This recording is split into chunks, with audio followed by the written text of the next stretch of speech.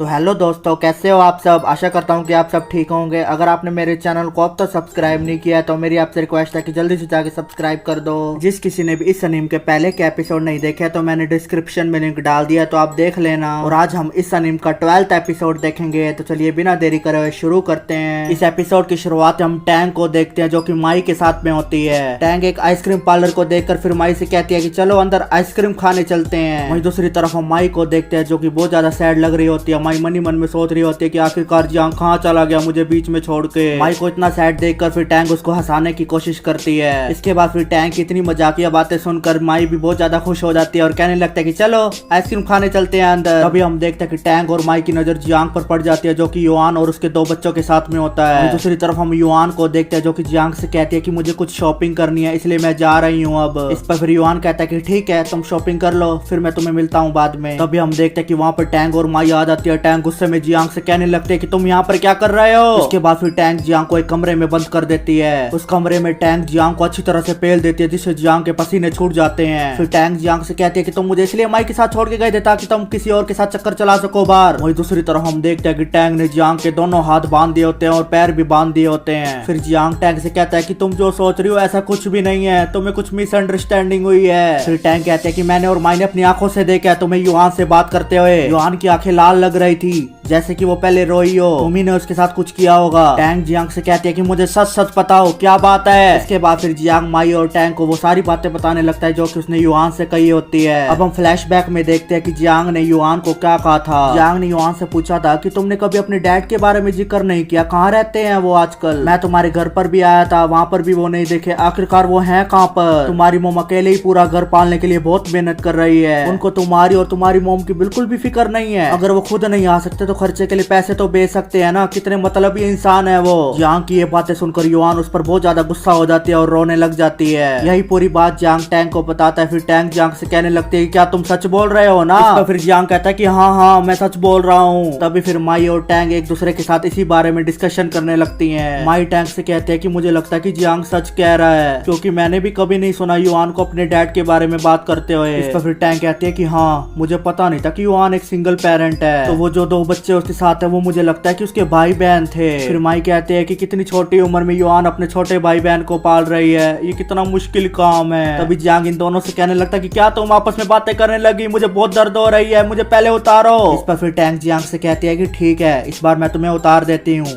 अगर अगली बार मुझसे झूठ बोला तो मैं तुम्हारी पूरी तरह से मार दूंगी। इस पर फिर जियांग कहता है कि ठीक है मैं तुमसे बिल्कुल भी झूठ नहीं बोलूंगा। तभी माई जियांग से कहती है कि जियांग तुम प्लीज युआन की हेल्प करो, अगर तुम्हें पैसे की जरूरत है तो तुम मुझे कह दो, मैं अपने डैड से लेकर दे दूंगी। इस पर फिर जियांग कहता है कि नहीं नहीं तुम उसे मुझ पर छोड़ दो, मैं जरूर हेल्प करूंगा उसकी। इसके बाद हम देखते हैं कि जियांग एक बस में बैठकर कहीं चला जाता है। इसके बाद फिर हम इन दोनों को देखते हैं जो कि एक रेस्टोरेंट में कॉफी पी रहे होते हैं। फिर टैंग माई से दोबारा पूछने लगती है कि तुम और जियांग आज डेट पर गए थे क्या। ये सुनकर माई बहुत ज्यादा बौखला जाती है और टैंग से कहने लगते कि मैं तुम्हें कितनी बार बताऊं कि हम बस एक कॉन्सिडेंस से मिले थे, तुम्हें समझ में क्यों नहीं आता। तभी फिर टैंग कहते कि अरे बैठ जाओ मैं तो मजाक कर रही हूँ, तुम भी ना सीरियस हो जाती हो। फिर यहाँ से सीन चेंज होता है, हम जियांग को देखते हैं जो कि युआन और उसके बच्चों को घुमाने के लिए पार्क में आ जाता है। इसके बाद फिर हम इसी फोटोग्राफर को देखते हैं जिसने पिछले एपिसोड में जियांग और माई की फोटो खींची थी। इस फोटोग्राफर को देखकर फिर जियांग इससे कहने लगता है कि अरे सुनो क्या तुम हमारी ग्रुप फोटो खींच सकते हो। जियांग को देखकर फिर ये फोटोग्राफर कहता है कि अरे क्या कोइंसिडेंस है, फिर से मिल गए आप। इसके बाद हम देखते हैं कि ये फोटोग्राफर इन सब की ग्रुप फोटो लेने लगता है। फोटो खिंचवाने के बाद युआन का लड़का जियांग से कहता है कि डैडी प्लीज मुझे उठा लो। ये सुनकर तो ये फोटोग्राफर पूरी तरह से कंफ्यूज हो जाता है और कहने लगता है कि डैडी। फिर आखिरकार वो लड़की कौन थी जो सुबह इसके साथ थी। फिर अगले सीन में हम देखते हैं कि रात हो चुकी होती है और जियांग युआन को घर पर छोड़ने के लिए आ जाता है। फिर वहाँ पर युआन जियांग से कहने लगते हैं कि तुम्हारा बहुत बहुत थैंक यू, तुम्हारी वजह से इतने दिनों बाद मैंने और हमारे बच्चों ने बहुत मस्ती की। तभी जियांग युआन से कहता है कि ये तो कुछ भी नहीं है, मैं तुम्हारे लिए और कुछ भी करना चाहता हूँ। इस पर फिर युआन जियांग को चुप करा देती है और उसे कहने लगती है कि प्लीज हमारे लिए अपने आप को इतना परेशान मत करो। युआन जियांग से कहती है कि मुझे पता है कि तुम्हारे इरादे नेक है, लेकिन जो तुमने आज मुझे आइसक्रीम पार्लर में कहा वो मोम के सामने बिल्कुल भी मत कहना प्लीज। इस पर फिर जियांग कहता है कि ठीक है मैं समझ गया। फिर युआन कहती है कि थैंक यू, गुड नाइट, ध्यान से जाना घर पर। फिर जियांग मन ही मन में सोचने लगता है कि मैं जियांग के डैड का पता कैसे लगा पाऊंगा, उसने तो मना कर दिया कि मोम के आगे बात नहीं करनी कोई भी। इसके बाद फिर जियांग इस ग्रुप फोटो को देखते हुए कहता है कि मुझे युआन के आसपास के लोगों से पता करना होगा कि आखिरकार युआन के डैड कहाँ पर हैं। फिर यहाँ से सीन चेंज होता और हम देखते हैं कि अगले दिन जियांग युआन के डैड का पता करने के लिए युआन के एलिमेंट्री स्कूल में आ जाता है। तभी जियांग स्कूल के अंदर एंटर करने ही लगता है कि वहाँ का सिक्योरिटी गार्ड उसे रोक लेता है और कहता है कि कहाँ जा रहा है अंदर, कोई भी रैंडम पर्सन बिना परमिशन के अंदर स्कूल में नहीं एंटर कर सकता। तभी जियांग सिक्योरिटी गार्ड को झूठ बोलने लगता है और कहता है कि आज मेरी न्यू ज्वाइनिंग है टीचर के रूप में। इस पर फिर ये सिक्योरिटी गार्ड जियांग की बातों पर बिल्कुल भी विश्वास नहीं करता। तभी जियांग सिक्योरिटी गार्ड को चकमा देकर वहाँ से अंदर भाग जाता है। वहीं दूसरी तरफ इसके पीछे पीछे ये सिक्योरिटी गार्ड भी भाग जाता है। इसके बाद हम देखते हैं कि जियांग इस मैप पे टीचर ऑफिस की लोकेशन ढूंढने लगता है। फिर जियांग टीचर ऑफिस की लोकेशन ढूंढने के बाद उस ऑफिस में चला जाता है। अंदर जाने के बाद जियांग सबसे कहने लगता है कि युआन की टीचर यहीं पर ही मिलेगी क्या।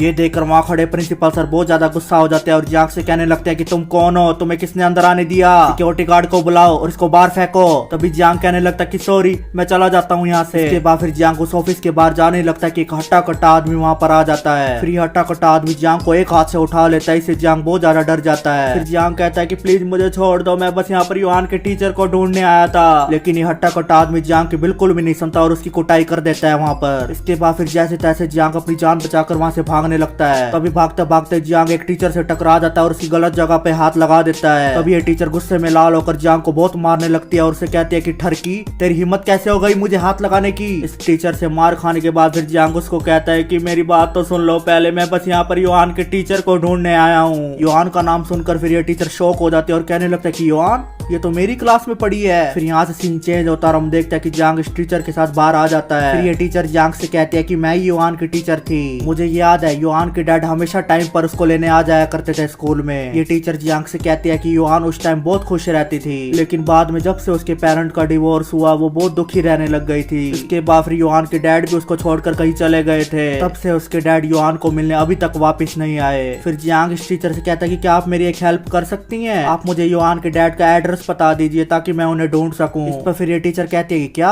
एड्रेस। इस पर फिर जियांग इतना क्यूट सा मुंह बनाकर इस टीचर से कहने लगता है कि मैम प्लीज मुझे बता दीजिए प्लीज। तभी फिर ये टीचर कहते हैं कि मुझे भी नहीं पता उनका एड्रेस, अगर पता होता तो मैं उनके घर जाकर उनको समझाना देती। फिर यहाँ से सीन चेंज होता और हम देखते हैं कि जियांग हार मानकर एक कॉफी शॉप में आ जाता है। तभी वहाँ पर ये अफसर आ जाती है और वहाँ पर जियांग का मजाक उड़ाने लगती है। इस पर फिर जियांग बहुत ज्यादा गुस्सा हो जाता है और कहता है कि प्लीज रुक जाओ, अब मैं बहुत परेशान हूँ। फिर जियांग मन ही मन में कहने लगता है कि मुझे किसी भी हालत में युआन के डैड को ढूंढना होगा। जियांग कहता है कि अब मुझे अपने सीक्रेट वेपन का सहारा लेना ही होगा। फिर यहाँ से सीन चेंज होता है, हमें पुलिस स्टेशन दिखाया जाता है। इस पुलिस स्टेशन में हम एक पुलिस ऑफिसर को देखते हैं जो कि अपना काम कर रहा होता है। तभी हम देखते हैं कि वहाँ पर एक बंदा आकर पुलिस स्टेशन की लाइट ऑफ कर देता है, इससे वहाँ पर पूरी तरह से अंधेरा छा जाता है। इस पर फिर ये पुलिस ऑफिसर कहने लगता है कि क्या यार इसी टाइम लाइट जानी थी। तभी वहाँ पर दरवाजे खुलने की आवाज आने लगती है। इस दरवाजे के खुलने की आवाज सुनकर ये पुलिस ऑफिसर पूरी तरह से हैरान हो जाता है और कहता है कि ये दरवाजा अपने आप कैसे खुल गया। हम देखते हैं कि इस पुलिस स्टेशन की लाइट ऑफ कर एक बंदा अंदर घुस आता है। इसी के साथ हमारा ये एपिसोड यहीं पर ही खत्म हो जाता है। अगर आपको ये वीडियो पसंद आई हो तो इस वीडियो पर लाइक और कमेंट करना ना भूलना। तो हम फिर मिलेंगे अगले एपिसोड के साथ। Thank you.